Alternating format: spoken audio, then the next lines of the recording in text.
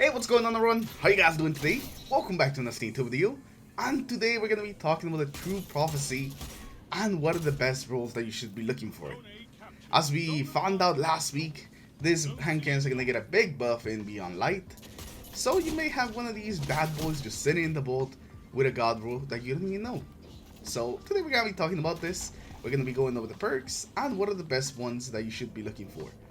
The one bad thing about the True Prophecy is that it's just a random drop. There's no real way to farm it. So you kind of just have to get lucky to get the True Prophecy. That's the worst thing about it. But it has some really good perks, and you're going to see that this thing can become nasty, and it's going to become even nastier come Beyond Light. So without wasting too much time, let's get into it, and let's talk about the perfect role. Okay, so the very first thing that we're going to be taking a look at are the sights, and this weapon has some pretty good ones, but the ones that we want to take a look at, the ones that we're going to focus on, the best ones, are the fast draw or the true sight. Fast draw gives you more stability, more handling, and more aim assist. More handling is always something good on the 110s, so I guess now 120s. So this is definitely a good one. With the other side, the true sight, we still get that plus 5 aim assist. But instead of getting a lot of handling, we end up getting a better range, a better stability, and a better handling. So pretty much just an increase on all your stats, all the stats that matter. Use that, it's not that big of an increase, it's just a plus 3 for all those 3 stats. But even though that I say that these two are the best sights, in the grand scheme of things, the sight's probably not going to matter as much. So pretty much just any sight that you like will probably be great. The weapons are most about the other perks, not really the sight.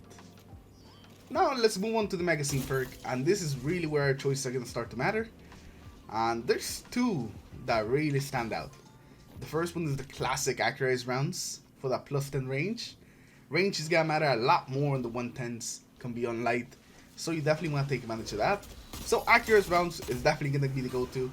There's some other okay things, mostly magazine specific things like tac mag or appended mag, but without a doubt, accuracy rounds is the best perk on this column. Now let's move on to the trade perks, and we actually don't even have that many. You got Overflow, you have Grave Robber, Rangefinder, Opening Shot, and Fuel Prep.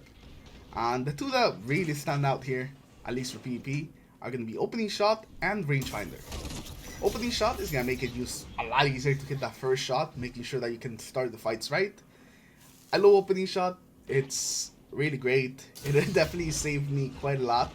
It has definitely given some questionable hits, but in the best way possible. Opening Shot is a great thing to have in a hand cannon, just to make sure that you land that first shot. On the other hand, Rangefinder is going to increase our effective range when we're aiming on sights, which is pretty good. That could be the difference between hitting full damage or hitting that damage follow a couple of meters earlier. So these two are really good. These two are the ones that you should be looking for.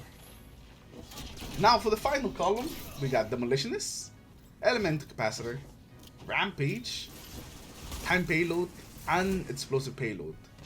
All of them are actually pretty great. I actually like all these perks. Elemental Capacitor is probably one that I like the least. But the two that I'm going to recommend are either Time Payload or Explosive Payload. They both do something similar. They both are going to increase your effective range, since the explosive part of a bullet will always do the same damage no matter what range you're shooting at someone. And it's also going to hit the enemy with some extra flinch, making it harder for them to shoot you.